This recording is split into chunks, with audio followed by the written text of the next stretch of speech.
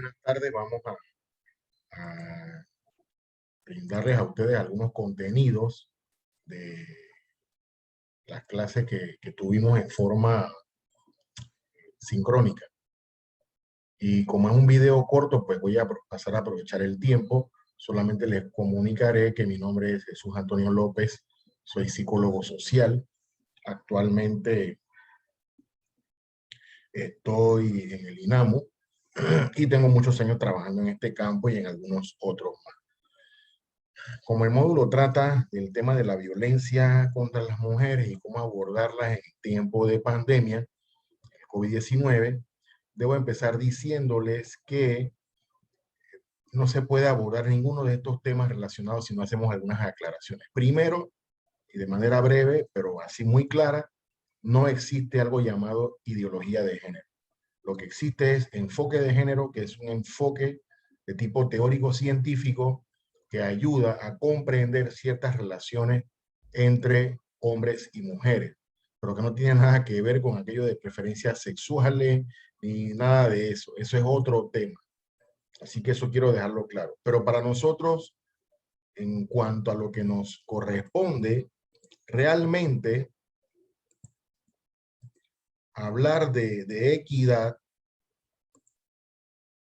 es un tema en el cual nosotros debemos mencionar que no es lo mismo equidad que igualdad, sino que debemos tener claro que no toda desigualdad es inequidad. Por ejemplo, lo más fácil que se me ocurre es que no toda desigualdad es inequitativa. O sea, el hecho de que físicamente los hombres somos distintos a las mujeres, eso es una desigualdad. Eso viene normado por la propia biología, ¿no? Que nos dice a nosotros cuando nacemos, bueno, es que usted es hombre, usted es mujer.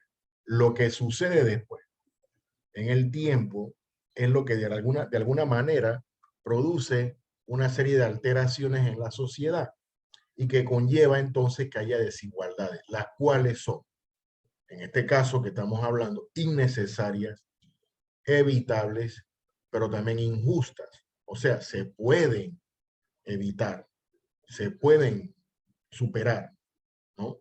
Entonces, en este campo, nosotros estamos hablando de salud pública, ¿sí?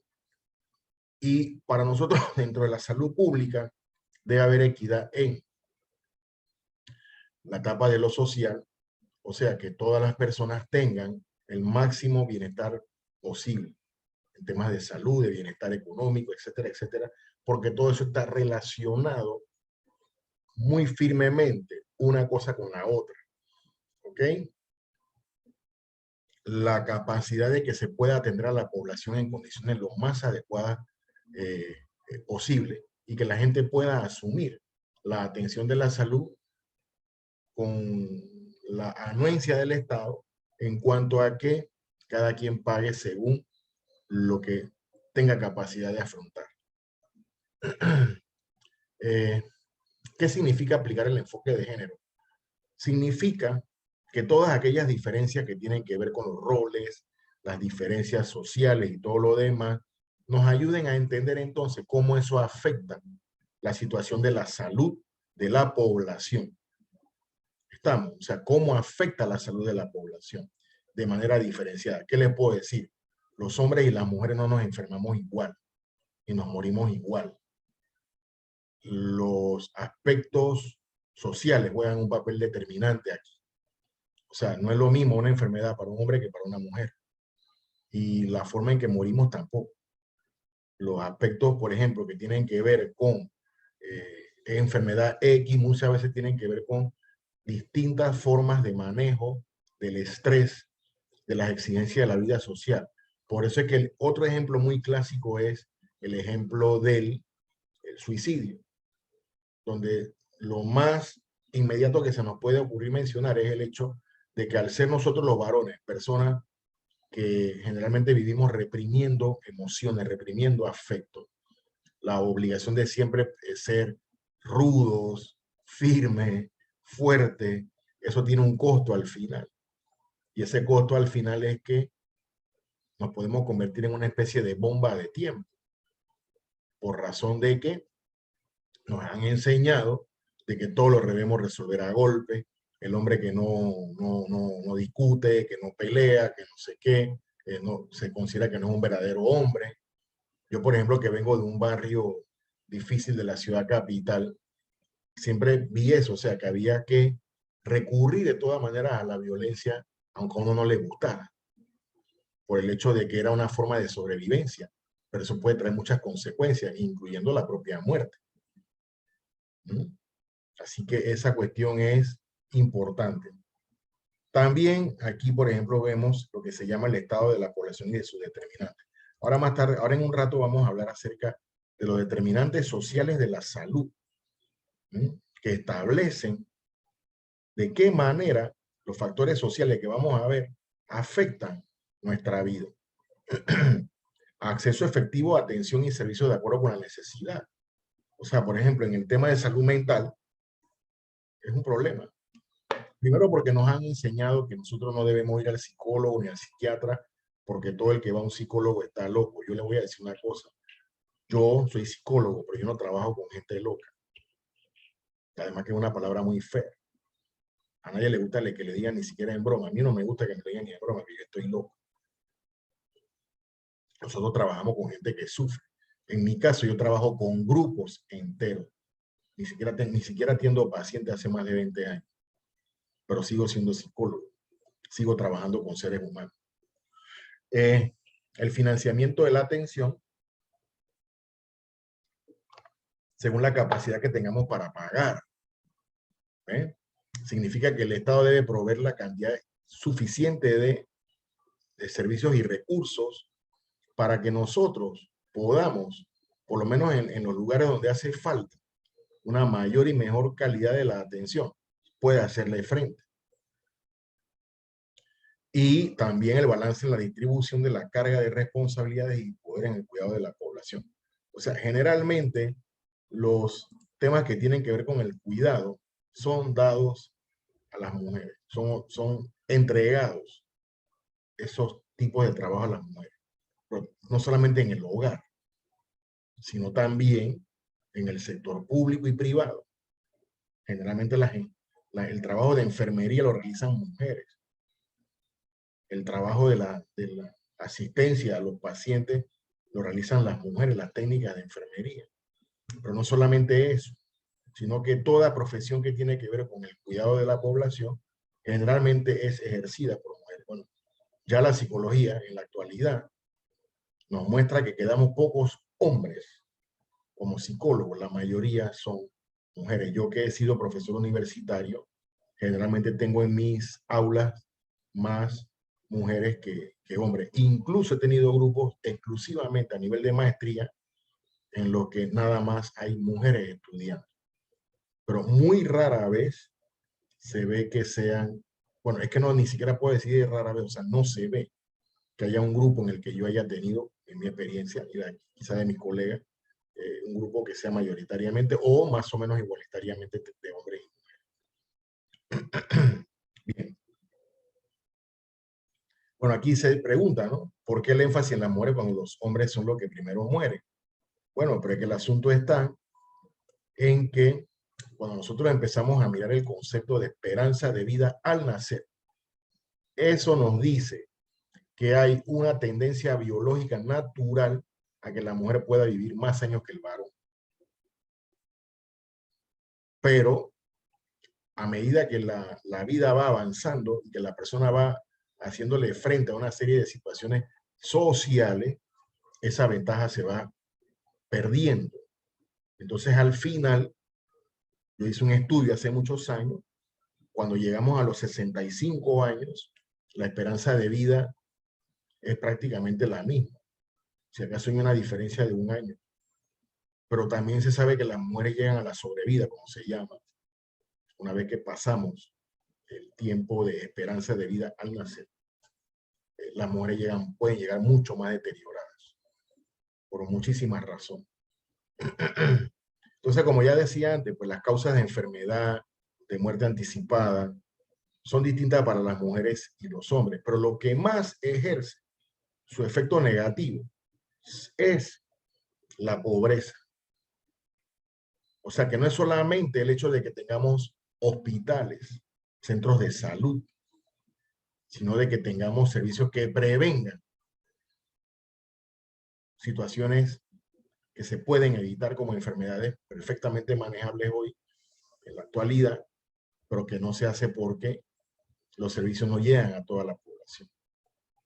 Y sobre todo los lugares más pobres es donde la gente tiene menos calidad de vida y por consiguiente tienen consecuencias de salud muy diferentes.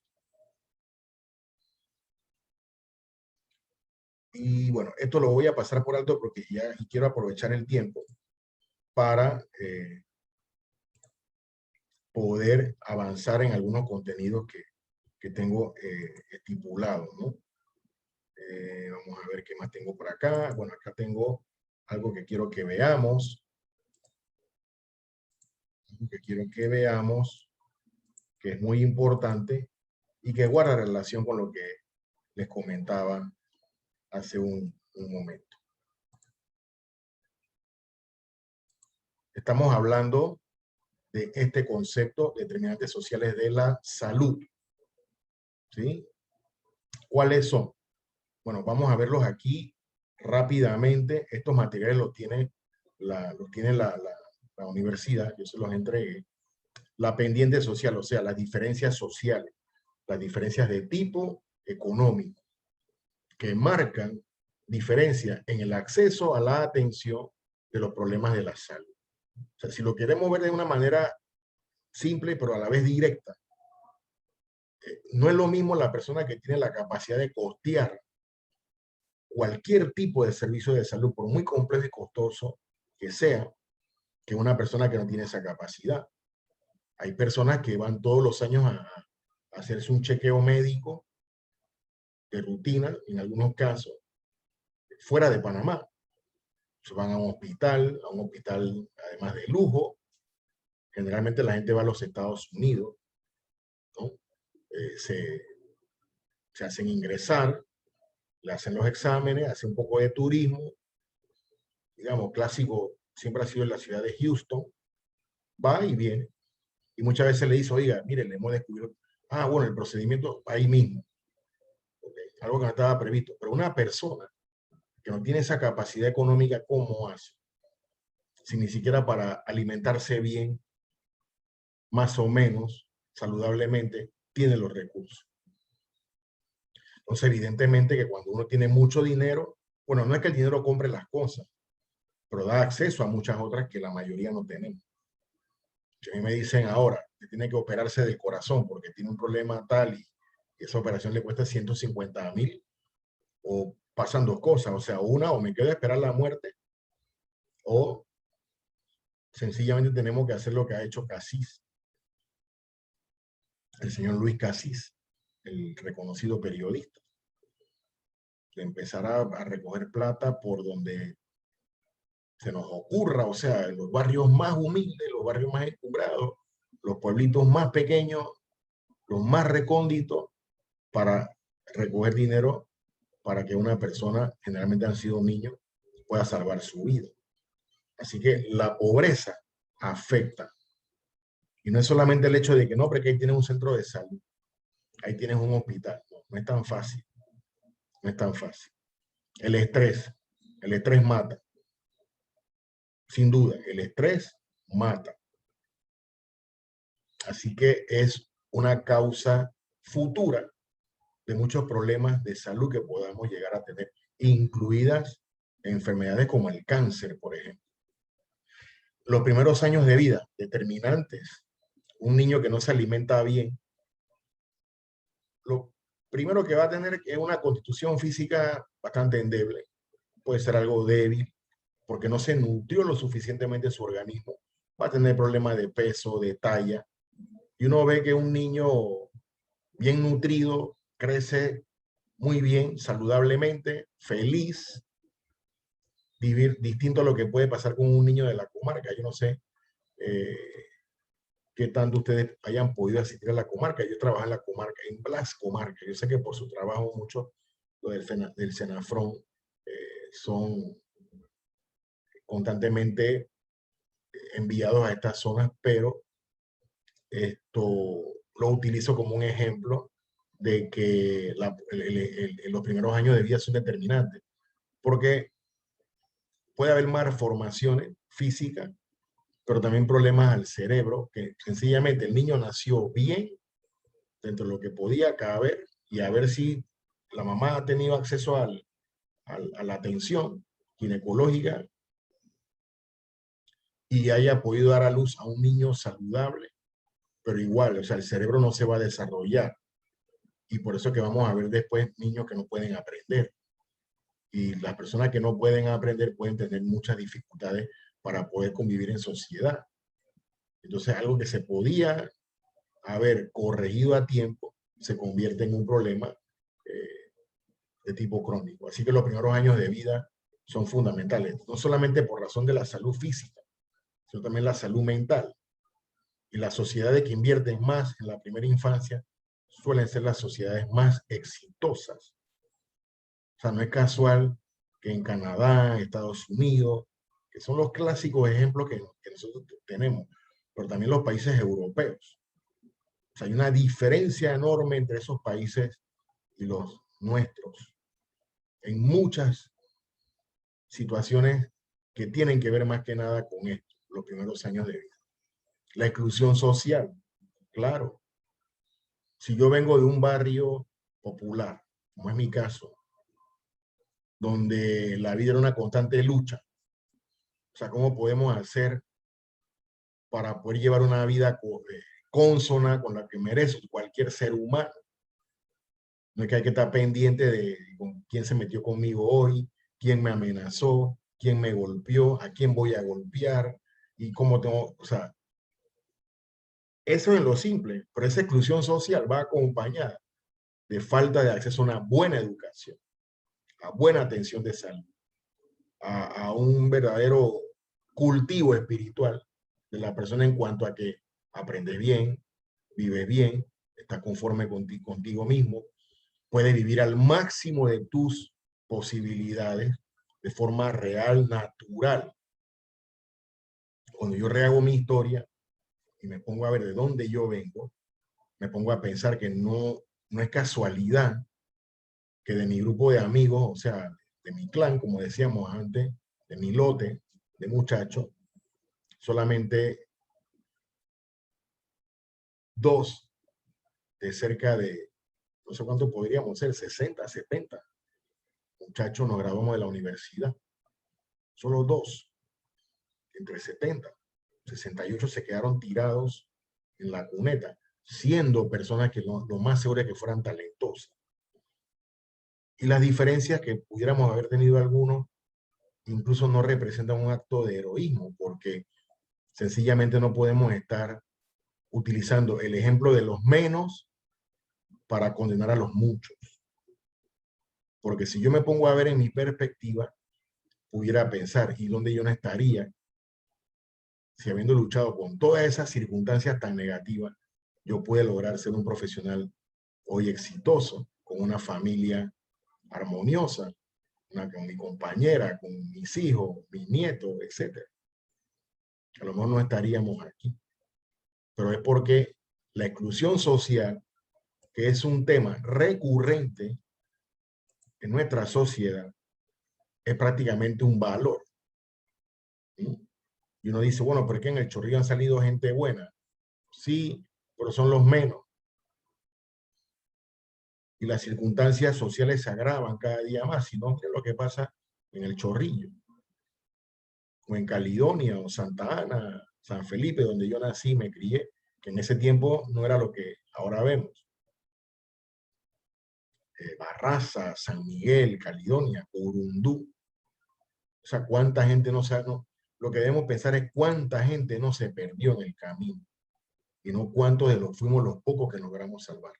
Eso tiene que ver con esto. Aparte de que aquí en Panamá el asunto del racismo, la discriminación, etcétera, etcétera, son también parte de nuestra estructura. O sea, si no, ¿por qué vamos a hablar o por qué tenemos que hablar de la desigualdad social en la que vivimos constantemente en nuestro país? Uno de los países más desiguales del mundo. Así que eso también es importante. El trabajo. Si el trabajo es estresante, mal remunerado, poco satisfactorio, poco edificante, trabajo en condiciones muy duras que no me permiten desarrollarme como ser humano. Ese trabajo puede ser causa de muchas enfermedades. Así que no solamente es el hecho de trabajar, sino en qué condiciones trabajar para que se garantice mi salud mental y mi salud física. Y por consiguiente, dentro de la vida laboral, la parte más triste es el desempleo. O sea, no estar en condiciones de trabajar. Bueno, no en condiciones, en posibilidad de estar trabajando. Oiga, es lógico que va a ser una causa de mucho estrés nuevamente, porque las cuentas no paran, las obligaciones no cesan. Entonces uno tiene que ver si los hijos, que la esposa, que bueno, no puedo desarrollar una vida que me permita estar a plenitud y en conformidad con una vida digna. Entonces también se ha determinado que los hombres que están en situación de desempleo tienen hasta 8 veces, 6 a 8 veces más probabilidad de cometer suicidio que un hombre que está trabajando. El apoyo social integral, bueno, tiene que ver con la obligación que el Estado asume con todos nosotros y que incluso por constitución el Estado está obligado a nosotros a brindarnos las condiciones más óptimas para que nos podamos desarrollar como seres humanos. Y yo no he hablado de ser parásitos. O sea, buena escuela, que no haya que tener como sucede aquí en Panamá, una educación privada que brinda en muchos casos lo mejor de lo mejor, con una educación pública que prácticamente es de inframundo y que en Panamá puede llegar a ser hasta de niveles haitianos. Así que eso es importante. Adicción también, pero no solamente a drogas ilegales, fíjense, sino que en Panamá, ¿cuál es uno de los principales problemas de salud pública? La adicción al alcohol. En Panamá se consumen elevadas cantidades de alcohol y eso lo celebramos como si fuera una hazaña social del panameño y la panameña, ser personas que consumen mucho alcohol. Y somos el segundo país de Centroamérica, luego de Belice, fíjense, con mayores niveles de consumo de alcohol en toda Centroamérica. Y somos el octavo país de América Latina entre los mayores consumidores de alcohol. Un pueblo alcoholizado no puede ser un pueblo sano. Y el problema es que el alcohol está asociado a unas 200 enfermedades físicas distintas, sin hablar de muchos otros problemas de tipo mental. O sea, eso no lo podemos eludir. Pero además de eso, Panamá está entre los 2 o 3 países con menor edad de inicio de consumo de drogas ilegales en toda América Latina. Yo que me conozco este país de canto a rabo, y cuando veo estas cosas que dicen que el panameño la sociedad panameña es una de las más felices, digo, ¿esto de dónde sacan esa información? ¿Qué clase de base científica tiene eso? Si lo que tenemos es un pueblo enfermo. O sea, no es casualidad que el COVID haya arrasado con una buena parte de nuestra población, atendiendo a que somos un país muy pequeño. Ah, pero es que no nos dicen. Cuando nos lo dicen por encima. Que nosotros tenemos entre un 38 a un 42% de la población adulta en condiciones de hipertensión. Un 18 a 20% problemas renales, más o menos lo mismo, diabetes, 48% con sobrepeso, y por ahí nos vamos.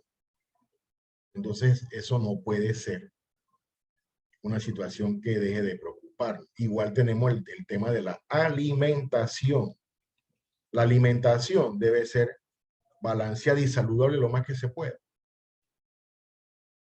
Y nosotros por tradición cultural somos amantes de las cosas fritas, de la grasa, de los azúcares y todo un montón de cosas que al final son las que nos acaban matando. Y por último, en este segmento está el tema del transporte. Fíjense, un país con una población saludable es un país donde la gente descansa bien. Y si nosotros no tenemos un sistema de transporte adecuado, bueno, sencillamente lo que tenemos es un pueblo enfermo. Imagínense los problemas que hay para que la gente se traslade en esta ciudad, dentro de la ciudad. Pero hay más facilidad, tenemos el metro, tenemos los buses, etcétera. Pero y la gente que viene de las afueras, sobre todo el área oeste, ¿qué hace? Pararse a las 2 de la mañana, 3 de la mañana, habiéndose acostado a las 9 de la noche, 10 de la noche, sin tener vida propia. O sea, vivir para esas áreas es no tener vida propia. Y se lo digo porque lo viví en carne propia. Voy a repetir el término. Así que no les estoy hablando sobre algo que yo no conozco. Yo lo viví. Yo viví en Arreján un par de años hasta que decidí que lo mío era en mi ciudad de Panamá, que es donde yo nací. Entonces, si no tenemos un buen sistema de transporte, hay demasiados carros.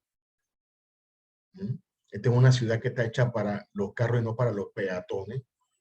Cuando los países desarrollados, o llamados desarrollados, están con la tendencia de circular cada vez más en carro, o sea, cada vez menos, perdón, en auto propio, apelando al transporte público. Por ejemplo, Estocolmo determinó que de aquí a unos 5 años no va a permitir que haya autos en la ciudad de Estocolmo. En Londres hay una buena parte donde los carros no pueden circular. Y los que circulan dentro de ese sitio que se llama la City o The City de Londres, que es como decir el distrito financiero, tienen que pagar altos impuestos para poder circular en auto propio dentro de esa zona, lo cual lo hace poco estimulante para la mayoría. Claro que los lores, las damas, la nobleza que tiene mucho dinero, pues puede hacerlo, pero la mayoría de los ingleses no tiene esa capacidad. Entonces es una forma, o en España, por ejemplo, en la ciudad de Madrid, ha convertido algunas calles antes muy transitadas en calles con un segmento vehicular y segmentos peatonales. Entonces, mientras no se tomen algunas medidas revolucionarias, el tema del tranque en Panamá no se va a resolver. Por eso no es un problema, es una característica. ¿Y por qué no es un problema? Porque no tiene solución dentro del canon común. O sea, la gente quiere que con las mismas calles, con más carros no haya tranque. Entonces ese no es el problema. El problema es qué podemos hacer para que la gente se mueva más rápido. Entonces ese sí es el problema. Entonces, bueno, que la gente utilice más el transporte público. A mí que por mi trabajo me ha tocado viajar bastante, yo me he encontrado ciudades donde la gente tiende a utilizar cada vez más el transporte público, como en Brasilia, por ejemplo. En Brasilia se contabilizaron hace unos 8 años atrás, 7 años atrás, unos 2 millones de automóviles. Pero yo nunca vi un tranque en Brasil, en las horas pico, porque la gente utiliza más el transporte público. Bien, entonces eso para que lo vean, estos factores sociales influyen de manera determinante, como lo dice su nombre, el concepto, en la calidad de vida de la sociedad y de los individuos. Pero hay otros 2 determinantes muy importantes y los puse aparte por razones especiales, son el género y la etnia. Cuando es lo mismo ser hombre y mujer en cuanto a temas de salud, como ya les he venido diciendo. Y yo pudiera alargarme aquí una sesión sumamente prolongada explicando las razones por qué el género determina la salud diferenciadamente y también los asuntos étnicos. Ustedes saben bien que en Panamá ser indígena es una gran desventaja. Pero si se es indígena, entonces tenemos que ese ser humano es mujer. Y si esa mujer es niña, es peor. Las niñas indígenas de Panamá son el segmento poblacional más pobre de toda nuestra sociedad. Y luego tenemos a las comunidades afrodescendientes, siendo que somos un país donde el 40 y tanto por ciento de la población somos de origen afrodescendiente. Aunque para muchos no sea tan evidente como lo es para otros, que evidentemente se ve que somos personas con genes africanos. También lo vemos por razón de que hay enfermedades que están diseminadas en la población panameña que son de origen africano, como la anemia falciforme. Lo que convierte a Panamá en una de las poblaciones con mayor prevalencia de anemia falciforme, tanto la enfermedad como la aportación del gen en el mundo. Así que quiero que esto nos quede muy claro porque estamos hablando de situaciones que son importantes que las podamos ver con suma claridad. Vamos a ver otra presentación. A ver, esta. Quería compartir con ustedes este tema también. Violencia contra las mujeres en el confinamiento. Todo el mundo sabe que durante la cuarentena la violencia contra las mujeres se incrementó. Y Panamá no fue la excepción. La situación es que Panamá no tomó todas las medidas que se debieron haber tomado, como sí sabemos que sucedió en muchos países como España, Francia, Estados Unidos. Me comentaban también que en Argentina, Colombia, etc. Así que vamos a ver, son datos para que ustedes más o menos vean lo duro que ha sido este periodo, no solamente por el hecho de que nos tuvieron encerrados, sino por las consecuencias que se han vivido. Más allá de, bueno, que el desempleo, etcétera, etcétera, todo ese desastre humano. Bien. Como norma establecida desde hace mucho tiempo, se sabe que una de cada 3 mujeres a nivel mundial sufre violencia sexual o física.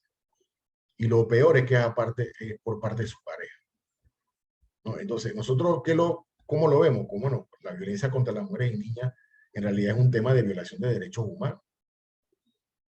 Los derechos humanos no solamente se cumplen y se viven dentro de lo que los estados hacen, es que los derechos humanos son universales y ocupan cualquier espacio, sea público o privado, sea mediante la acción del Estado o de particulares.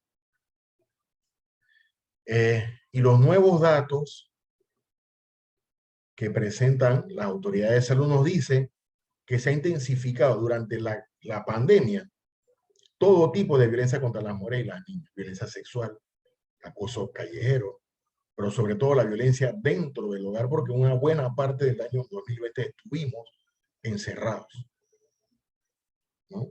Lo cual todavía creo que sigue siendo materia de más estudio para demostrar qué tan bueno fue el haber encerrado a prácticamente el planeta durante un tiempo tan prolongado.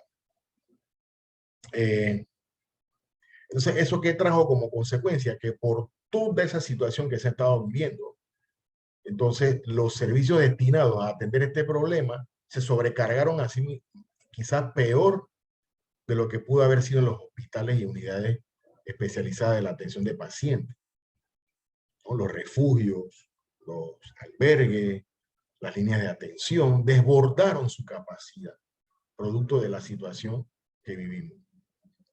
Bien. ¿Cuál es el interés? Que esto debe pasar a ser una prioridad en la medida de recuperación. No solamente pensar que la gente tiene que recuperar su trabajo y todo lo demás. Hay gente que tiene que recuperar su vida, que tiene que lograr su seguridad propia y la de sus hijos y quienes estén a cargo de esa persona. ¿Y por qué hacemos tanto hincapié en la violencia contra las mujeres? Porque es la que más se muestra, es la verdaderamente grave, sobre todo el tema del femicidio. Bueno, como ya apuntaba, y repito, esta idea es para repetir. O sea, esa violencia se redobló en contra de las mujeres, se intensificó.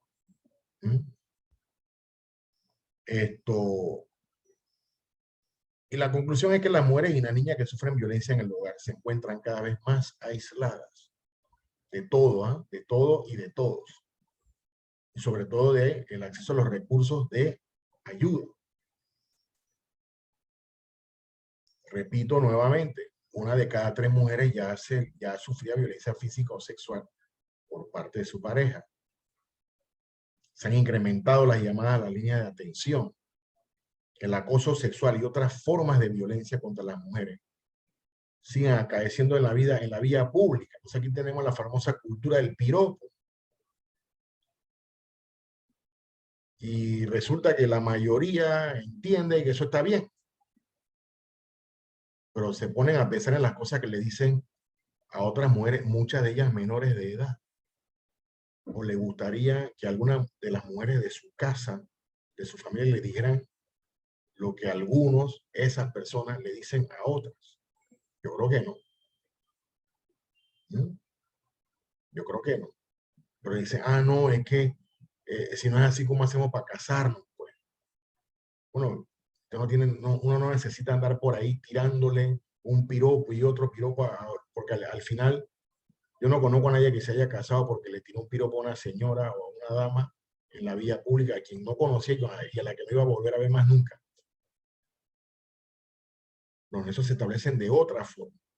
Pero en fin, es una situación y que tenemos que aprender a identificarla y a ponernos en la situación de que eso no está correcto. No se dispone por parte de las sobrevivientes de violencia de la información necesaria sobre el tema, porque muchas mujeres desconocen a veces que algo que ellas están sufriendo es violencia en el hogar, acoso callejero, es violencia sexual, acoso sexual. Y que hemos visto que en Panamá ha habido varios casos muy sonados de personas con poder que incurren en esta situación. Eso no puede ser. Y yo pienso en muchas experiencias que a mí me tocó vivir de joven, de tener que salir a defender a mi mamá, a mi hermana, a mis primas, de tipos que con cierta lisura venían a estar diciendo cosas y uno tiene que sacar la cara y estar dispuesto a lo que fuera, con tal de mantener la integridad de las mujeres de la familia de uno. Pero no se ponen a pensar en eso. Es que a ellos no les gustaría que le hicieran lo mismo que ellos le hacen a la mamá de otro, como si fuera con su propia madre. Eso es lo que hay que ponerse a pensar. Bien.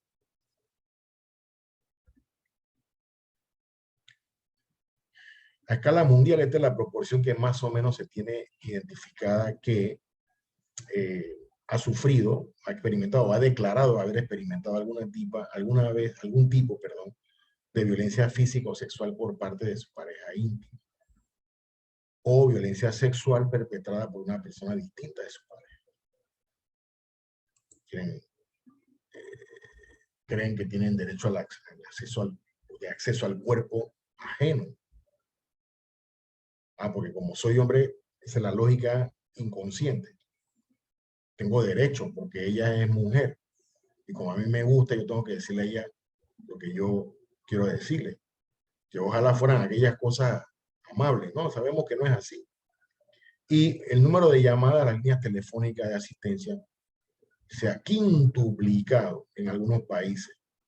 Caso España, Argentina,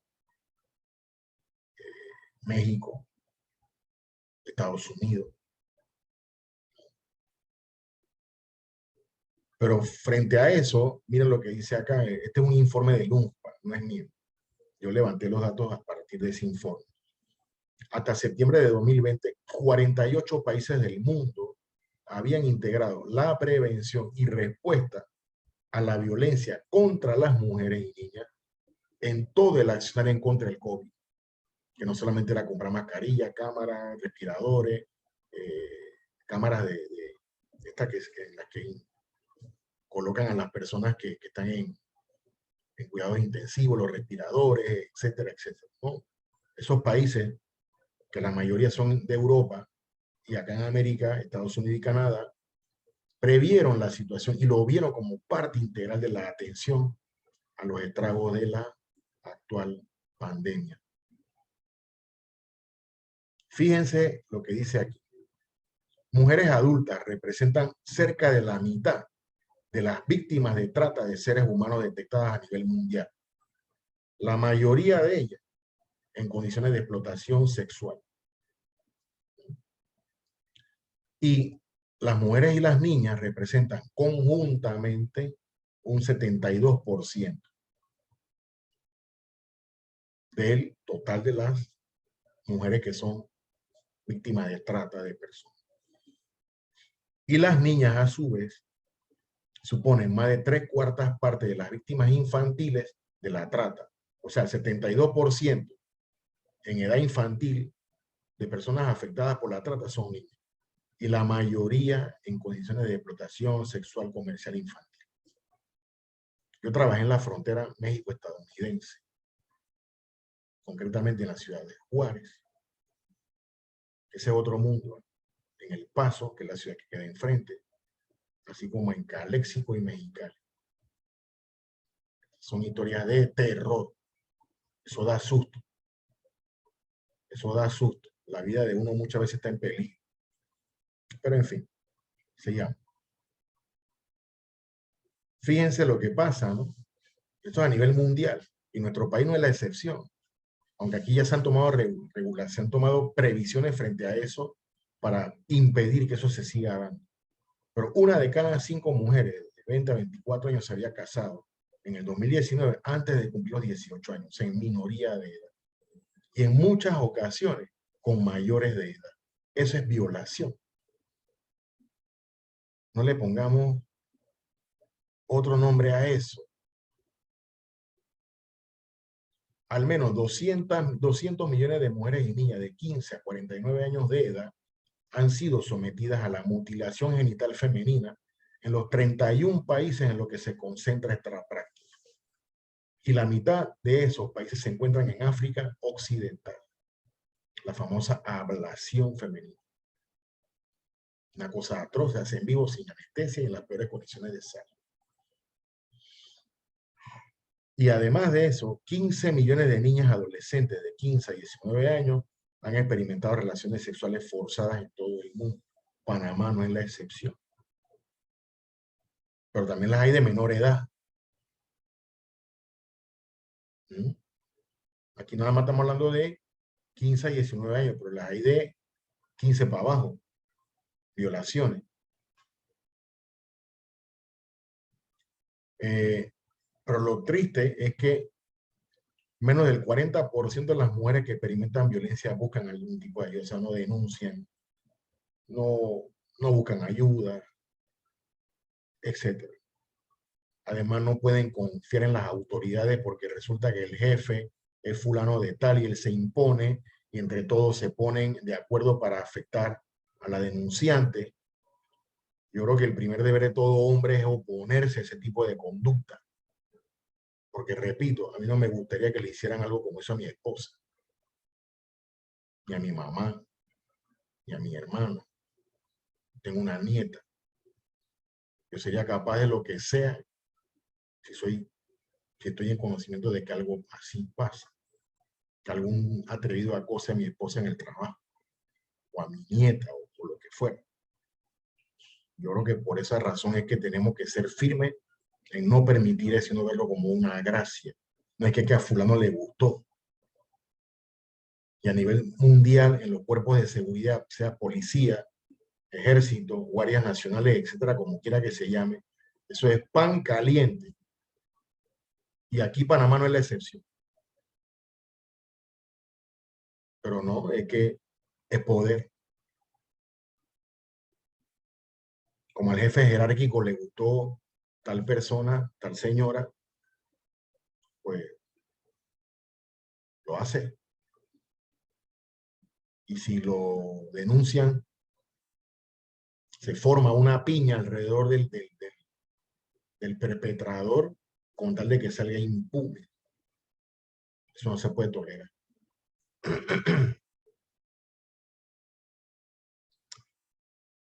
Bueno, miren, en Oriente Medio y Norte de África, solamente en esa región, entre el 40 y 60% de las mujeres han experimentado acoso sexual en las calles. Por ejemplo, en Turquía, un país maravilloso, ¿no? No hay duda de ello. Egipto, Israel, bueno, los países musulmanes, los países árabes, y los países del norte de África, que son todos de religión musulmana y bueno, son árabes. Esto es cosa de todos los días. Allí, pero y entonces acá en Panamá, ¿hay datos? No, no hay datos. Pero de que la realidad existe, la realidad existe, ¿no? En 5 regiones del mundo, el 82% de las parlamentarias denunció haber experimentado algún tipo de violencia sexual durante su mandato. Aquí ha pasado. Aquí ha habido diputadas y legisladoras que han sido víctimas de acoso sexual por parte de sus colegas diputados o legisladores. Eso no es mentira. Y algunos casos han sido públicos y se han denunciado. Otros casos no han sido públicos, pero se han conocido por razón de que, bueno, uno a veces tiene contacto con tal persona, conoce a este otro o a esta otra y entonces uno se entera de la situación. Entonces esas son cuestiones que nosotros tenemos que saber que no son correctas y que debemos hacer todo nuestro esfuerzo con tal de que eso no se siga dando como parte de una realidad que sigue siendo desagradable y atroz para cualquier mujer. O sea, yo repito, yo no quisiera saber ni qué yo pensaría si yo me di cuenta que un jefe de mi esposa la acosa sexualmente. O sea, no hagas a otro lo que no quiere que te hagan a ti. Bien, y el último tema es este. O sea que hablamos de género y de igualdad, pero también tiene que ver con la respuesta frente al COVID. Eso es importante. Vamos a ir resumiendo acá. O sea, esto es lo peor. No ha sido solamente un problema sanitario, sino que nos ha afectado totalmente social y económicamente. Pero además, lo peor es que las mujeres cargan con las labores de cuidado y respuesta frente a la crisis en curso, entonces han estado más en riesgo, ¿no? Y todos los días, fíjense, por ejemplo, en Panamá, el 76% del personal de salud son mujeres. Son mujeres, ¿ok? Por lo tanto, son la mayoría de quienes prestan cuidado en los hogares y en las comunidades. Importante. Por lo tanto, tienen mayor riesgo de infectarse y de pérdida de sus medios de vida. ¿Saben quiénes han sido más afectadas con los cierres la suspensión de contrato y todo lo demás? Aquí en Panamá, las mujeres. La informalidad está más ligada a las mujeres que a los varones, incluso en esta actual pandemia. Además de una gran cantidad de embarazos no deseados, por función de que los servicios prácticamente de todo el sector salud se paralizaron, incluido salud sexual y reproductiva, a la par de un aumento en la velocidad de la violencia, pero un aumento de la violencia doméstica. Bueno, ya les decía, este es el promedio mundial, ¿no? Pero en Panamá hay países donde tiene más, hay países donde tiene menos, pero aquí en Panamá es un 76%, lo cual se agrega al promedio, ¿no? Y además, las mujeres que trabajan en el sector salud también tienen otra carga adicional de cuidado en sus hogares, lo que tiene que ver con hacer tareas, incluso con el hecho de hacer las tareas, de cuidar la preparación de los alimentos, etc. Todo eso que ustedes se puedan imaginar. Bueno, ya decíamos, ya sabemos que la mayoría de las que trabajan en el sector salud son mujeres. Y eso hace que la carga sea totalmente desproporcionada, lo cual ha salido a la luz todavía con mayor crudeza en medio de esta pandemia. Bueno, algunas recomendaciones que hace algunos organismos de salud, como la OMS y otros organismos como Mujeres, etcétera. Garantizar que las necesidades de las enfermeras y médicas, ya esto de mujeres ya es redundante, enfermeras y médicas, estén integradas en cada aspecto de las respuestas que tienen que dar los estados.